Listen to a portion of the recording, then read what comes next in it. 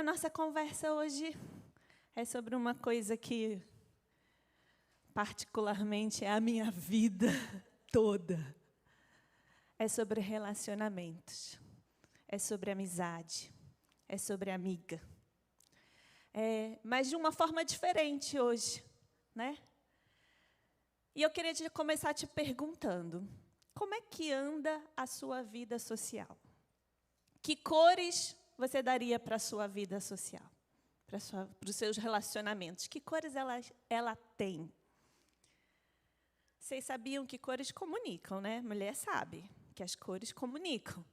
A gente já aprendeu lá fora, até que a gente tem uma pop estoura, né, gente?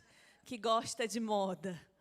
Então, se você for ver os blogs lá de moda, vai dizer que cada cor que você veste comunica alguma coisa. O amarelo, quando você bota o amarelo, comunica a alegria. As cores mais escuras, o azul marinho, o preto, comunica a formalidade. Enfim, cores comunicam. E o que você veste comunica também. Agora, você sabia que os seus relacionamentos comunicam alguma coisa a seu respeito? Quem olha para a sua vida, que tipo de amiga é a fulana? Você sabia que ele está comunicando alguma coisa ao mundo? Por isso eu estou te perguntando, que cores têm os seus relacionamentos? Tem um ditado lá fora que diz que diga-me com quem andas e eu direi quem você é. Quem olhar para a sua vida social pode dizer o quê de quem você é? Nos seus relacionamentos, as pessoas conseguem enxergar Jesus?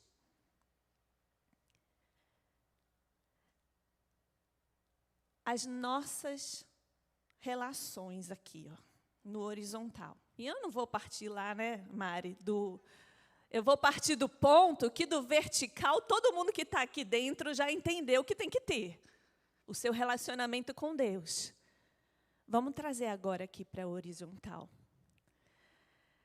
Você sabia que nós temos um Deus relacionável?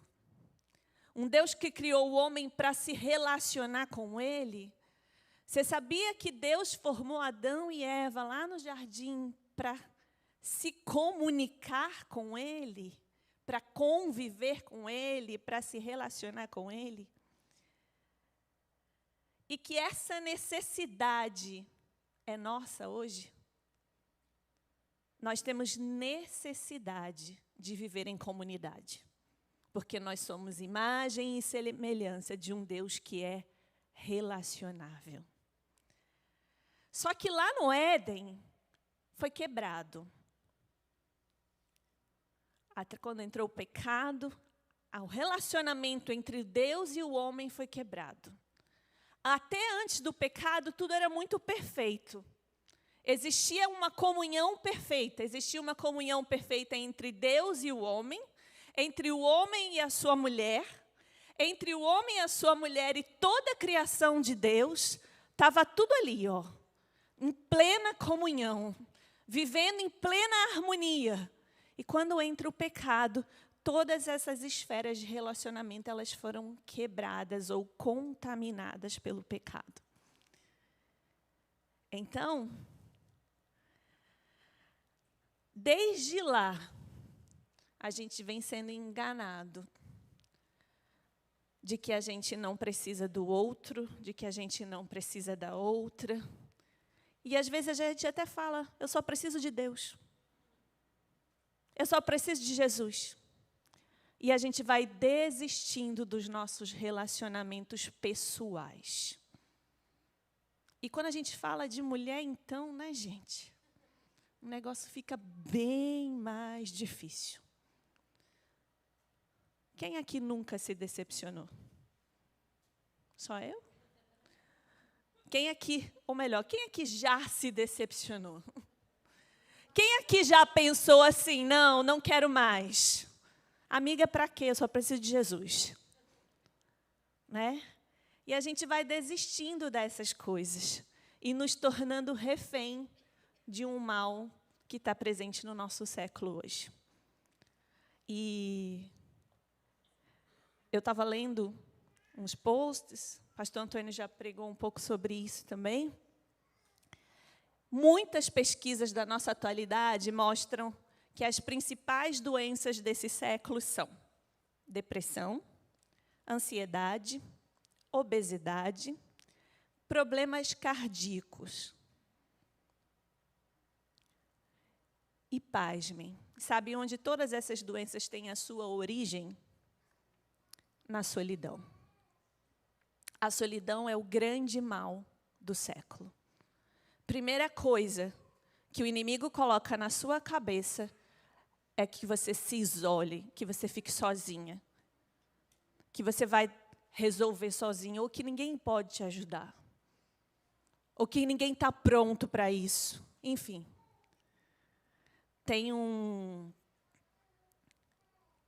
postzinho que eu tirei um pedacinho de um print que fala assim, ó: solidão, estudo mostra que pode ter um impacto devastador na saúde. Você já se sentiu sozinho em algum momento da sua vida? A solidão pode ser uma experiência dolorosa e, como um assassino silencioso, pode ter impactos devastadores na saúde física e mental. E não é apenas uma questão emocional. Estudos científicos têm comprovado que a solidão está diretamente ligada ao aumento do risco de doenças cardiovasculares, depressão, ansiedade e até mesmo demência. Você já se deu conta? E eu vou ler para você o que é solidão. Solidão é um sentimento de estar separado dos outros.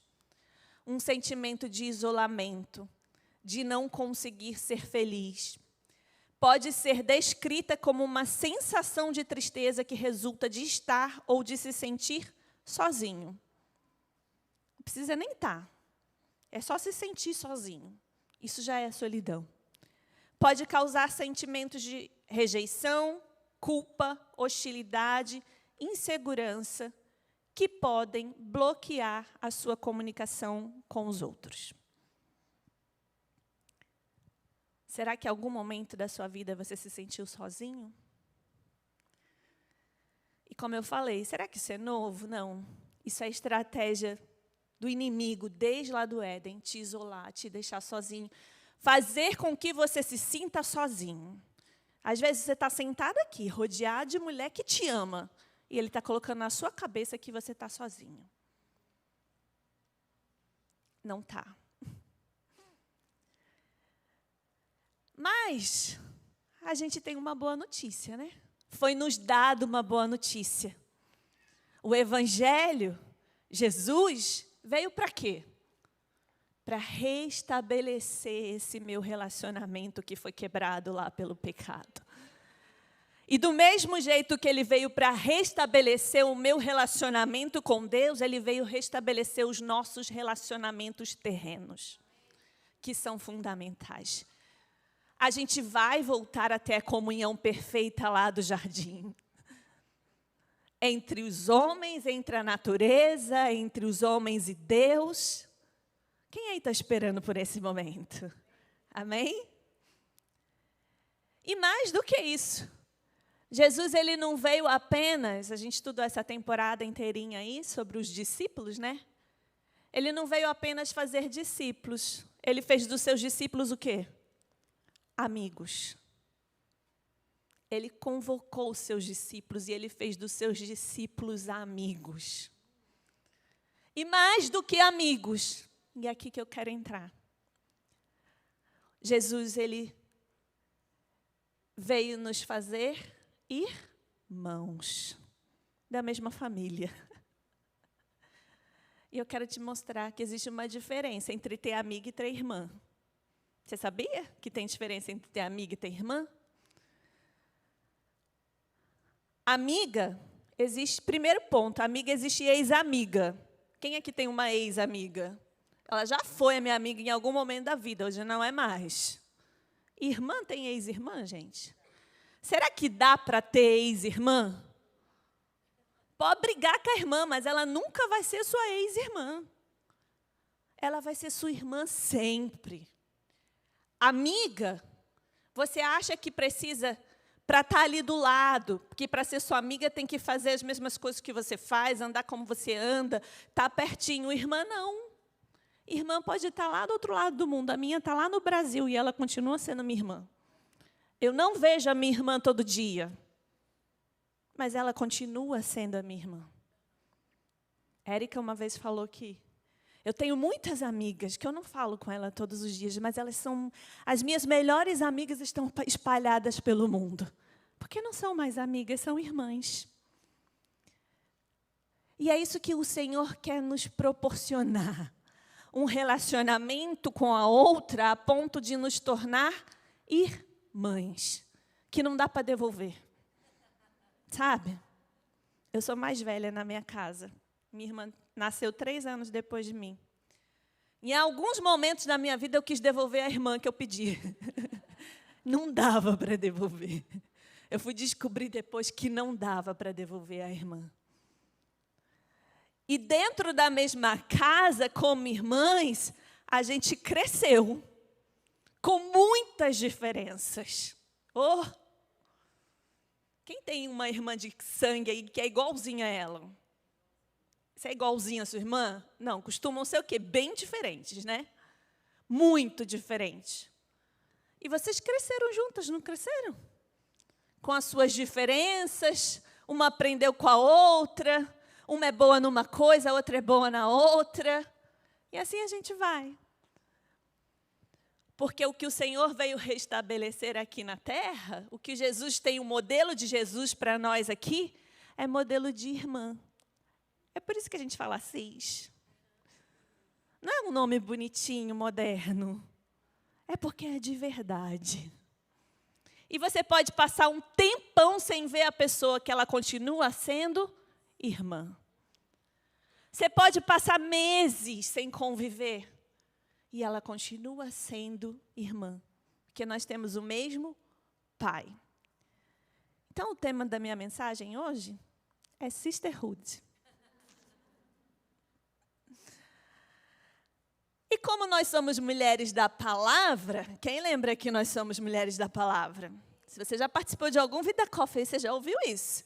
Nós somos mulheres da palavra, nós vamos buscar as nossas respostas aonde? Na palavra. E eu queria que você abrisse sua Bíblia no livro de Ruth, no capítulo 1, do 1 ao 22. A gente vai ler muita Bíblia também.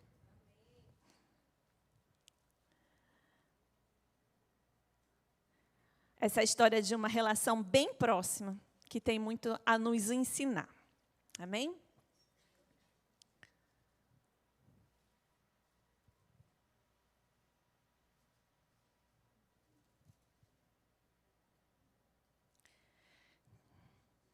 Amém? Vamos lá. Ruth, capítulo 1, versículo 1, diz assim: Na época dos juízes houve fome na terra. Um homem de Belém, Judá, com a mulher e os 2 filhos, foi viver por algum tempo nas terras de Moabe. O homem chamava-se Elimeleque, sua mulher Noemi e seus 2 filhos, Malom e Quilion. Eram efrateus de Belém de Judá. Chegaram a Moabe e lá ficaram. Morreu Elimeleque, marido de Noemi, e ela ficou sozinha com seus 2 filhos. Eles se casaram com mulheres moabitas, uma chamada Orfa e a outra Ruth. Depois de terem morado lá por quase 10 anos, morreram também Malom e Quilion, e Noemi ficou sozinha, sem os seus 2 filhos e sem o seu marido. Quando Noemi soube em Moabe que o Senhor viera em auxílio do seu povo, dando-lhe alimento, decidiu voltar com suas 2 noras para a sua terra. Assim, ela, com suas 2 noras, partiu do lugar onde tinha morado, enquanto voltavam para a terra de Judá. Disse-lhe Noemi: Vão, retornem para a casa de suas mães. Que o Senhor seja leal com vocês, como vocês foram leais com os falecidos e comigo. O Senhor conceda que cada uma de vocês encontre segurança no lar de outro marido. Então deu-lhes beijos de despedidas. Mas elas começaram a chorar alto e lhe disseram: Não, voltaremos com você para junto do seu povo. Disse, porém, Noemi: Voltem, minhas filhas, por que viriam comigo? Poderia eu ainda ter filhos que viessem a ser seus maridos? Voltem, minhas filhas, vão. Estou velha demais para ter outro marido. E mesmo que eu pensasse que ainda há esperança para mim, ainda que eu me casasse esta noite e depois desse à luz a filhos, iriam vocês esperar até que eles crescessem? Ficariam sem se casar à espera deles? De jeito nenhum, minhas filhas. Para mim é mais amargo do que para vocês, pois a mão do Senhor voltou-se contra mim. Elas então começaram a chorar alto de novo. Depois Orfa deu um beijo de despedida em sua sogra, mas Ruth ficou com ela. Então Noemi a aconselhou: veja, sua concunhada está voltando para o seu povo e para o seu Deus. Volte com ela. Ruth, porém, respondeu: não insista comigo que eu te deixe e que não te acompanhe. Aonde fores, eu irei. Onde ficares, ficarei. O teu povo será o meu povo e o teu Deus será o meu Deus. Onde morreres, morrerei e ali serei sepultada. Que o Senhor me castigue com todo rigor, se outra coisa que não a morte me separar de ti. Quando Noemi viu que Ruth estava de fato decidida a acompanhá-la, não insistiu mais. Prosseguiram, pois, as duas até Belém. Ali chegando, todo o povoado ficou alvoroçado por causa delas. Será que é Noemi? Perguntavam as mulheres. Mas ela respondeu: não me chamem Noemi. Melhor que me chame de Mara, pois o Todo-Poderoso tornou minha vida muito amarga. De mãos cheias parti, mas de mãos vazias o Senhor me trouxe de volta. Por que me chamam Noemi? O Senhor colocou-se contra mim, o Todo-Poderoso me trouxe desgraça. Foi assim que Noemi voltou das terras de Moabe com sua nora Ruth, a moabita. Elas chegaram a Belém no início da cevada.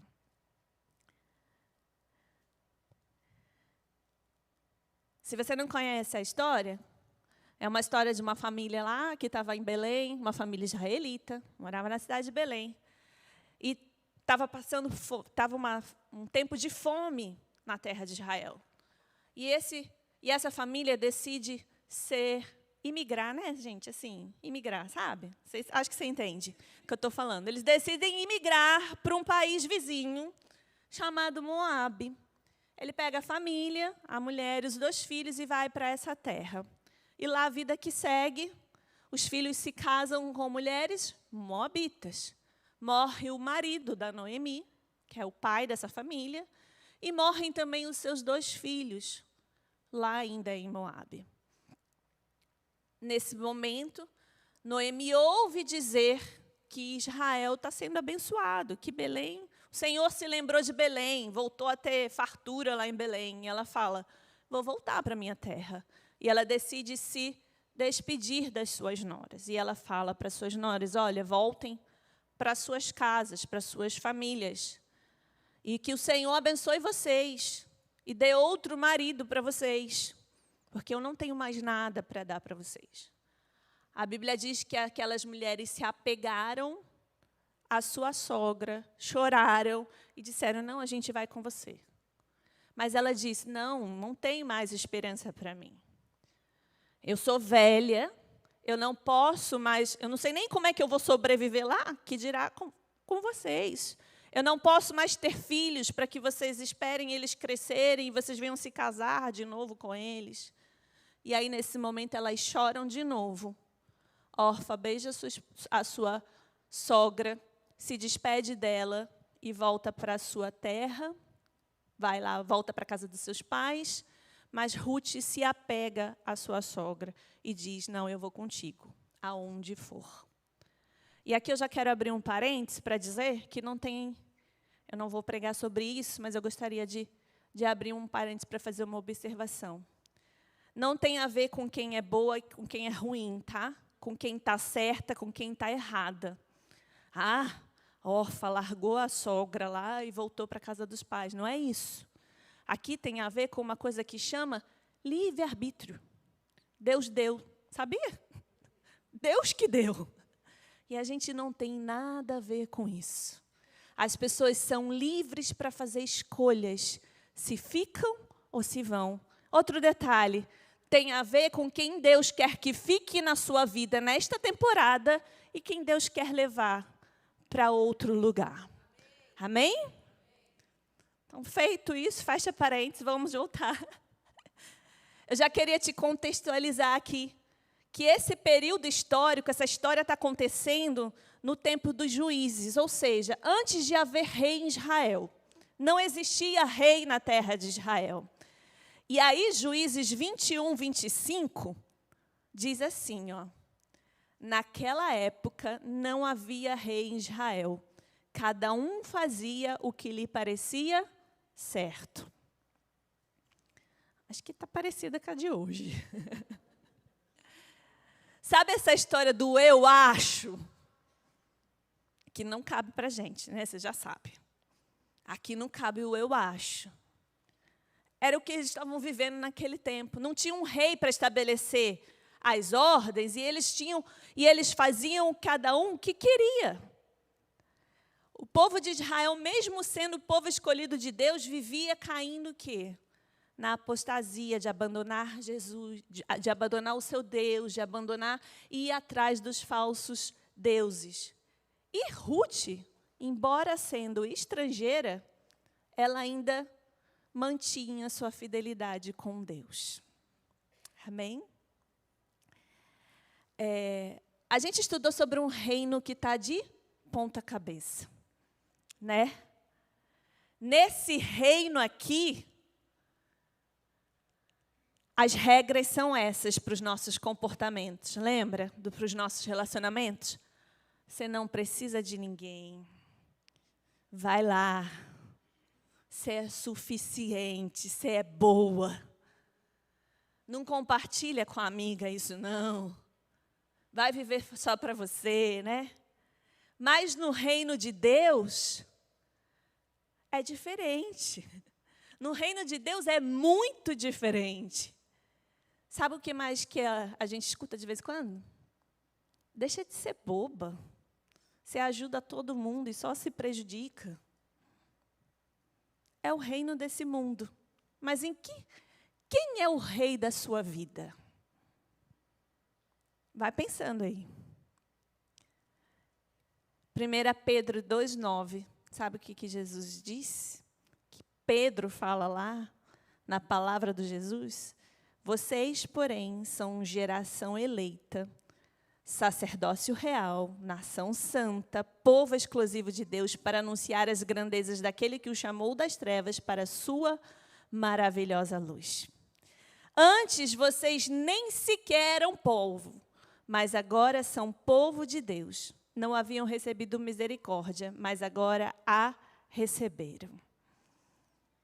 Nós somos o quê? Nós somos de que reino mesmo? Desse reino aqui ou do reino de Deus? Ele nos chamou para ser povo dele.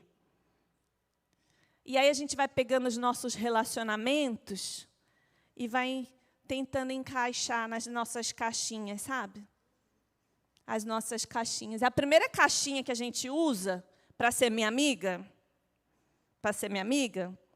tem que estar dentro dessa caixinha aqui, entendeu? Se não estiver dentro dessa caixinha aqui, não serve para ser minha amiga. A primeira caixinha que a gente usa é essa caixinha aqui, ó,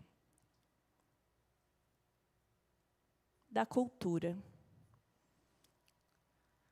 Só serve para ser minha amiga se tiver a mesma cultura que eu. E você sabe o que é cultura? Cultura é o conjunto de saberes, tradições, técnicas, hábitos, comportamentos, costumes, modos de fazer de um determinado povo, ou seja, é o modo de viver. É quem vive igual a você. Quem fala a mesma língua. Quem fala 12. É o modo de viver. E quais as grandes diferenças culturais? Né? Você já tomou um choque cultural daqueles? Eu já tomei um. Quando eu cheguei aqui, eu tomei um choque cultural. E aí, a gente vai colocando aqui os nossos vieses, né? Da caixinha. Tipo, não se mistura com as americanas, porque as americanas é tudo fria. Não se mistura com as brasileiras, porque as brasileiras é tudo mal educada. A gente vai colocando os vieses. Tudo encaixando na cultura. E a gente vai selecionando com quem a gente quer se relacionar. Colocando aqui, ó, essa não serve, brasileira não serve, americana não serve, não sei quem vai sobrar para você, mas a gente vai enfiando aqui. Não, cultura diferente. Eu não falo inglês. Como é que eu vou falar com ela se eu não falo inglês? Então, eu prefiro falar só com brasileira. E aí eu pego, nunca vou aprender inglês. Fui aqui. As hispanas, enfim. A gente vai colocando dentro das culturas. E até nas nossas regionais, né? Não como cuscuz. Fui aprender a comer cuscuz. Falo 12. É bolacha, não é biscoito, enfim. A pessoa que tem o sotaque diferente de você, não gosto do jeito dela criar os filhos, não serve para andar comigo. Porque o jeito dela de cuidar dos filhos dela é muito estranho. Deus me livre. Minha amiga não vai ser, não. Enfim, está tudo aqui, ó. Olha como ela se veste. A Érica falou na primeira live sobre isso. Que a cultura reflete nas nossas roupas, naquilo que a gente veste. E a gente olha como é que ela se veste. Não. Metida. Ou então, relaxada. E vai enfiando na caixinha. Não quero nem chegar perto, não quero nem ouvir, nem conhecer a história dessa pessoa. E o pior, não é da minha religião. A cultura. A religião está dentro da caixa da cultura, gente. Não é da minha religião, não. Eu só ando com quem é isso, eu só ando com quem é aquilo. Tudo na caixinha da cultura. Aí você eliminou uma cor da sua vida, que é fundamental. Aí, 1 Pedro fala que nós somos o quê? Nação santa. É um povo só. O Senhor nos fez o quê? Nação santa. É um povo só. A cultura de Ruth e Noemi era muito diferente, gente. Vocês não têm noção. Noemi era israelita. Monoteísta, tinha um Deus, só adorava o Deus de Israel. Moabe era um país vizinho e inimigo dos israelitas, para começo de conversa. Moabe surgiu de uma relação da filha de Ló com o pai. Foi daí que saiu Moabe, para você ter noção de como era essa nação. Essa nação tinha muitos deuses, mas eles adoravam um, que era o principal deles, chamado Quenos, que era um homem com cabeça de touro que segurava uma criança no colo. E sabe o que eles faziam? Eles ofereciam os seus filhos em sacrifício a esse Deus. Eu acho que era bem diferente a cultura das duas, principalmente a religião. Mas isso foi desculpa? Empecilho para que elas vivessem juntas? Tivessem um relacionamento saudável? Não. Ruth 1, versículo 15, fala assim: Noemi aconselhou: veja, sua concunhada está voltando para o seu povo e para o seu Deus. Volte com ela. Ruth, porém, respondeu: não insista comigo que eu te deixe e que não mais te acompanhe. Aonde fores, eu irei, aonde ficares, ficarei. O teu povo será o meu povo e o teu Deus será o meu Deus. Você está disposta a romper a barreira da cultura e se aproximar de alguém? Porque Ruth era tudo isso aí, gente. Ela tinha essa religião, mas quando Noemi chegou na vida dela, ela falou: o teu Deus vai ser o meu Deus. Você sabe que o teu Deus, ele é poderoso. E que tem alguém bem pertinho de você precisando conhecê-lo. E a gente está perdendo tempo enfiando na caixinha da cultura. Nós somos mulheres comprometidas com o ID de Jesus. O ID é para quem? Para todos os discípulos de Jesus. Mas ir aonde? Aonde me convém? Aonde eu gostaria de ir? Não. por todo o mundo. Não tem fronteiras. Não existem barreiras. E outra coisa, né? A gente tem o privilégio de estar num lugar que o mundo inteiro vem aqui. Se você olhar para o lado, tem todas as nações aqui, bem pertinho de você.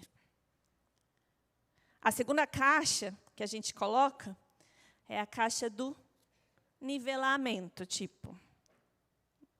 É o nível, sabe? A gente bota o nível assim. Não tem a mesma idade que eu. Não tem a mesma classe social que eu. Não tem o mesmo nível intelectual do que eu. E a gente vai botando tudo ali. Eu só ando com quem é da mesma idade. Não, a fulana é muito novinha. Aqui nessa sala a gente tem muitas, né? Fulana é muito novinha. Ou fulana é muito velhinha. Ou fulana não.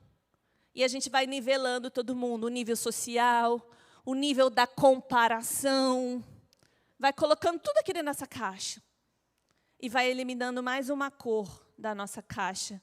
Noemi, ela fala para Ruth assim, ó, volte, minhas filhas, vão, estou velha demais para ter outro marido. Noemi se achava velha. Ela era igual Ruth, gente. Ruth estava novinha. Você sabia que as melhores relações são aquelas que têm uma diferença etária bem grande? É onde você cresce. E que ninguém é novo demais que não tem alguma coisa para te ensinar. E que ninguém é velho demais que não tem alguma coisa para aprender. É nessas relações que a gente cresce. Elas eram muito diferentes. Muito. Mas isso não foi impedimento para elas gerarem um relacionamento saudável. Se você leu todo o livro de Ruth, você vai ver que Ruth foi essencial para Noemi. E que Noemi foi essencial para Ruth. Vocês são o quê que Pedro fala? Geração eleita. Vocês são geração eleita. Não tem a geração X, milênio. Z. Não tem. Não tem. Eu fui perguntar para minha filha esses dias, qual é a diferença das gerações aí e tal? Aí ela falou, ela descobriu que eu sou da geração X. 1978. Aí ela falou, nossa, mãe, como você é velha. Parece aqueles filmes antigos que fala de 1900 e não sei quando. Aí eu rapidamente, né, falei, mas a sua irmã também é, porque ela é de 1999. Enfim. Gente, não tem geração. Para Deus, nós somos geração eleita.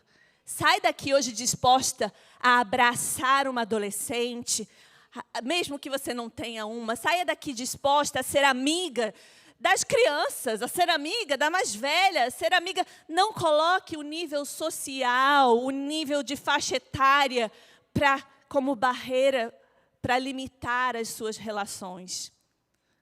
A hora está meio difícil, gente.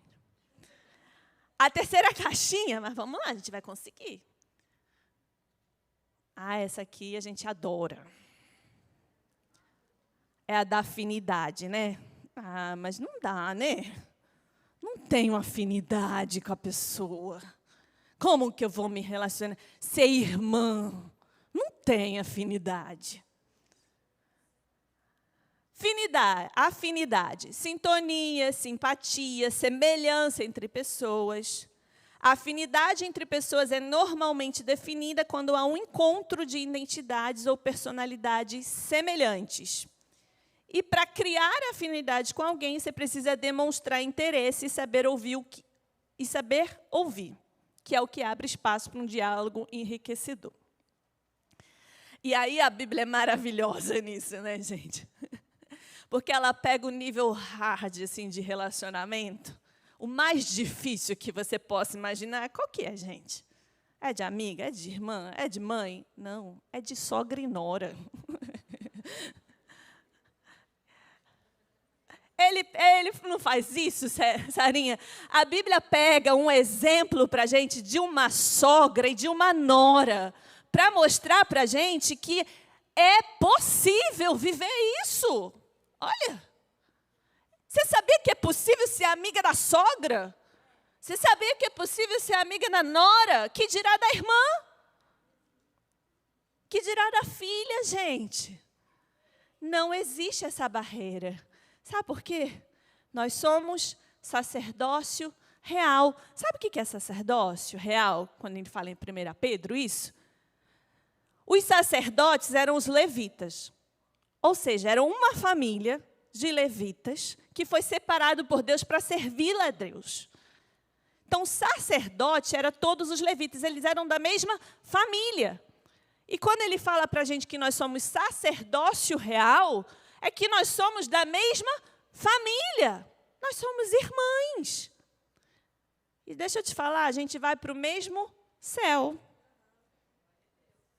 Sabia? Com a sogra. Com a nora. Eu orei muito para minha nora estar aqui hoje, gente. Não consegui.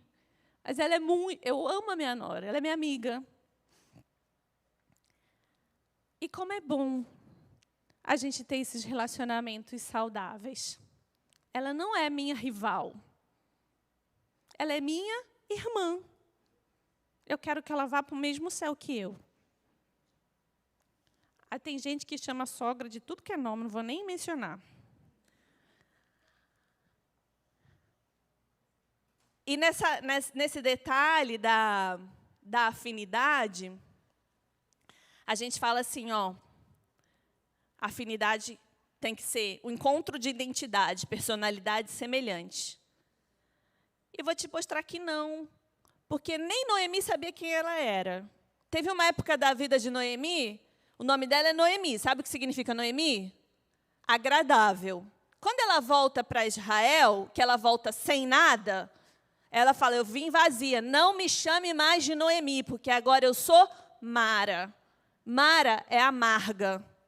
Ou seja, a personalidade de Noemi variava de acordo com as circunstâncias. Será que a sua personalidade varia de acordo com as circunstâncias? E outra coisa, gente. Você sabia que pessoas mudam? Uau, pessoas mudam. Ou você é a mesma de quando você saiu da sua terra? De quando você tinha os seus 15 anos? Ou quando você tinha os seus 3 anos? Pessoas mudam. Sabe quem faz isso? Jesus. Aí você fala, não, aquela pessoa é assim, vai ser assim para sempre. Não, gente, as pessoas mudam, dê oportunidade. Todo mundo serve, sabia? Está acabando. E aí, o que a gente fez? Eliminou. Botou aqui, aqui, aqui, e a gente elimina as cores da nossa vida, dos nossos relacionamentos. Por isso que ela está meio assim, cinza, preto e branco, sem graça.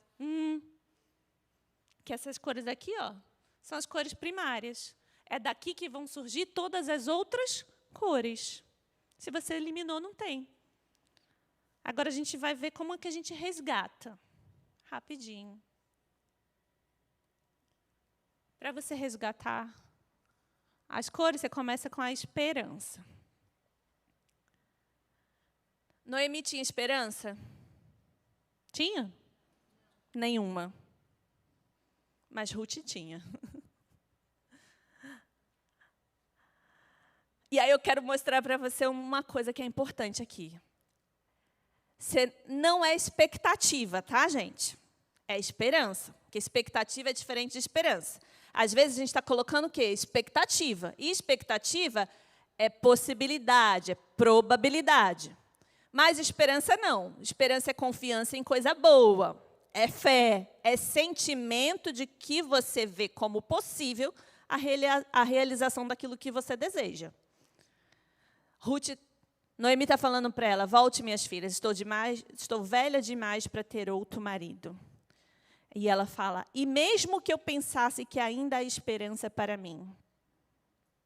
Ela não tinha esperança. Ela estava vendo as expectativas. Quais eram as probabilidades?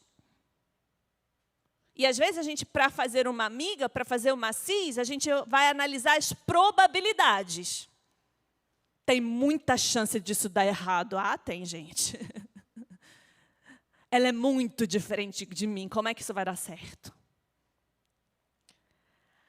Mas quando a gente põe esperança, que é o sentimento de quem vê como possível a realização daquilo que deseja, é fé, aí você está entregando já para Deus, da mão daquele de que tudo pode.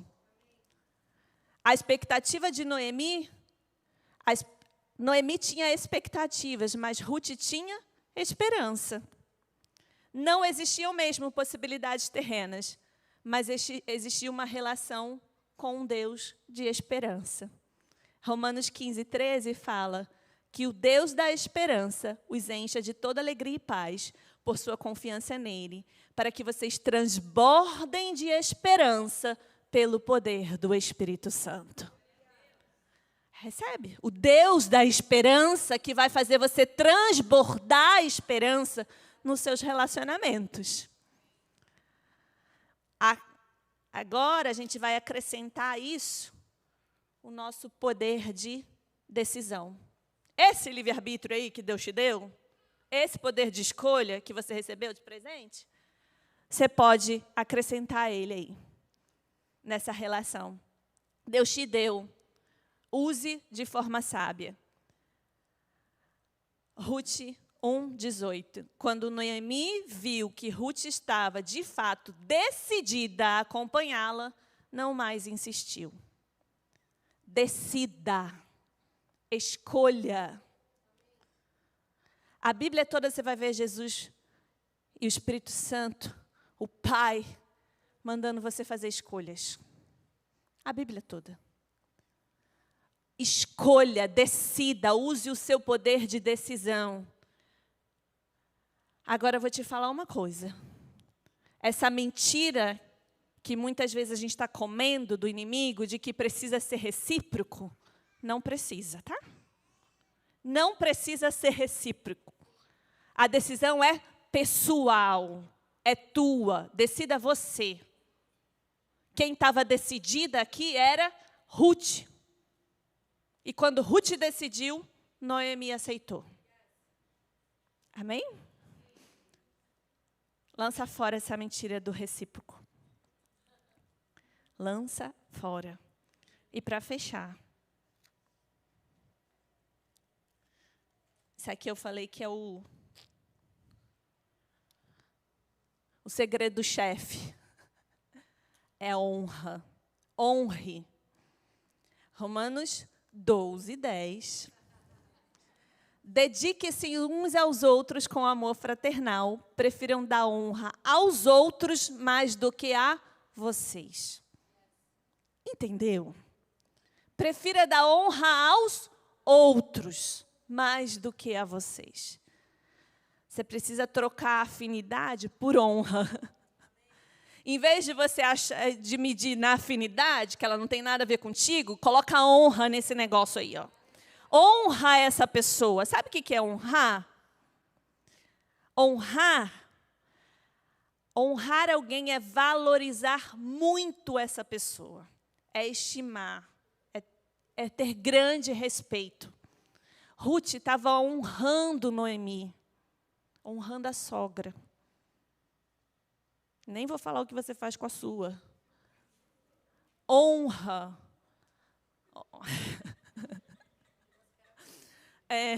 E tem umas assim...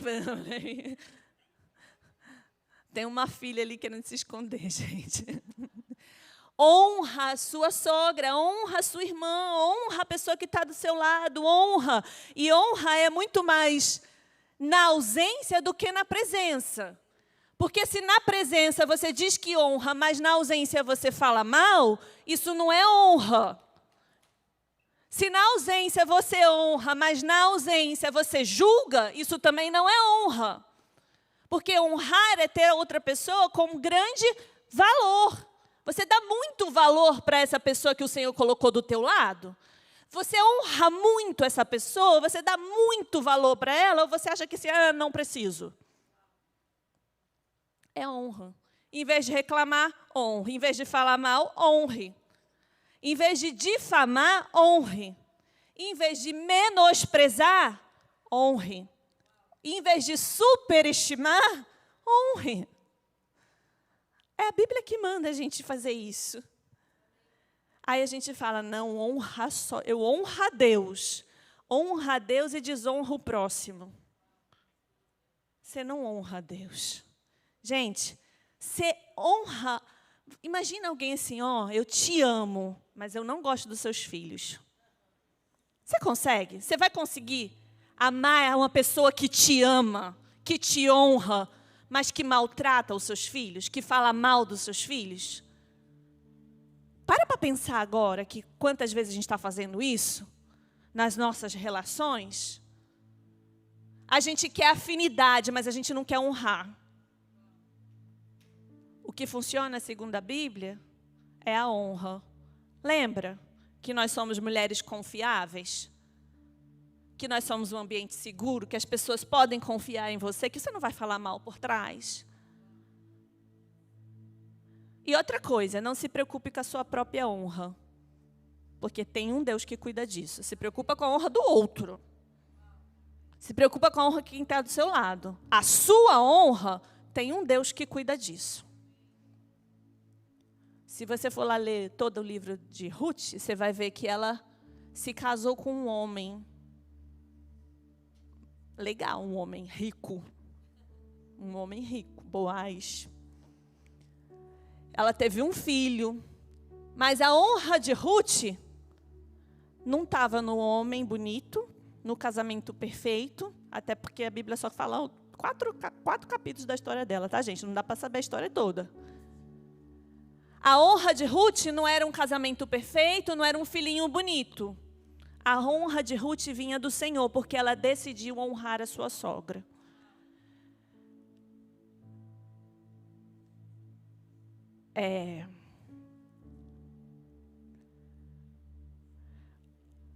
Ruth 4, 13 e 17, eu acho importante a gente ler isso. Boaz casou-se com Ruth e ela se tornou sua mulher. Boaz a possuiu, o Senhor concebeu que ela engravidasse e desse à luz a um filho. As mulheres disseram a Noemi, louvado seja o Senhor, que hoje não o deixou sem resgatador. As mulheres disseram a Noemi, louvado seja o Senhor, que hoje não a deixou sem resgatador. Que o seu nome seja celebrado em Israel. O menino dará a você nova vida e a sustentará na velhice, pois é filho da sua nora, que a ama, que é melhor do que 7 filhos para você. Noemi pôs o menino no colo e passou a cuidar dele. As mulheres da vizinhança celebraram o seu nome e disseram, Noemi tem um filho, e lhe deram o nome de Obed. E esse foi o pai de Jessé, que foi pai de Davi. Davi, esse rei Davi aí que você imaginou mesmo. As mulheres louvavam a Deus pela vida de Noemi.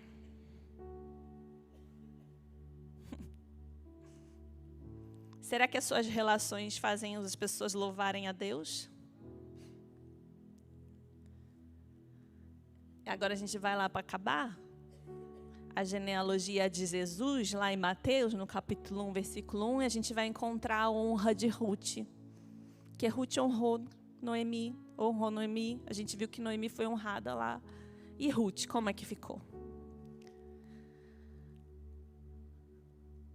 Diz assim, ó, registro da genealogia de Jesus Cristo, filho de Davi, filho de Abraão. Abraão gerou Isaque, Isaque gerou Jacó, Jacó gerou Judá e seus irmãos. Judá gerou Pérez e Zerá, cuja mãe foi Tamar. Pérez gerou Esrom, Esrom gerou Arão, Arão gerou Aminadab. Aminadab gerou Naasson, Naasson gerou Salmão, Salmão gerou Boaz, cuja mãe foi Raabe. Boaz gerou Obed, cuja mãe foi Ruth. Aquela que era moabita, que não era povo de Deus, que não era povo escolhido, que não servia, está na genealogia de Jesus. A estrangeira, ela passou a ser povo escolhido de Deus. A que não merecia, sabe? Tem alguém que não merece, que não merecia, né? Alguém que não merecia, alguém que achava que não servia. Serve, gente. Todas servem. Romanos 12, 9 a 21. O amor deve ser sincero. Odeiem o que é mal. Apegue-se ao que é bom. Dedique-se uns aos outros com amor fraternal. Prefiram dar honra aos outros mais do que a vocês. Nunca falte a vocês o zelo. Sejam fervorosos no espírito, sirvam ao Senhor. Alegrem-se na esperança, sejam pacientes na tribulação. Perseverem na oração. Compartilhe o que vocês têm com os santos em suas necessidades. Pratiquem a hospitalidade. Abençoe aqueles que os perseguem. Abençoe-os e não os amaldiçoem. Alegre-se com o que se alegram. Chore com o que choram. Tenham uma mesma atitude um para com os outros. Não sejam orgulhosos, mas estejam dispostos a associar-se a pessoas de posição inferior. Não sejam sábios aos seus próprios olhos. Não retribuam ninguém o mal por mal. Procurem fazer o que é correto aos olhos de todos. Façam todo o possível para viver em paz com todos. Amados, nunca procurem vingar-se, mas deixe com Deus a ira, pois está escrito: minha é a vingança e eu retribuirei, diz o Senhor. Ao contrário, se seu inimigo tiver fome, dê-lhe de comer. Se tiver sede, dê-lhe de beber. Fazendo isso, você amontoará brasas vivas sobre a cabeça dele. Não se deixe vencer pelo mal, mas vença o mal com o bem. E porque nós somos mulheres de oração, você já sabe o que tem que fazer. Você já sabe. Você vai orar para que Deus te mostre quais dessas caixinhas precisam ser eliminadas da sua vida e quais você precisa resgatar. Aonde você está enfiando os seus relacionamentos, quais são as caixas que você está colocando nos seus relacionamentos. Que o Senhor te abençoe nesse dia. Amém?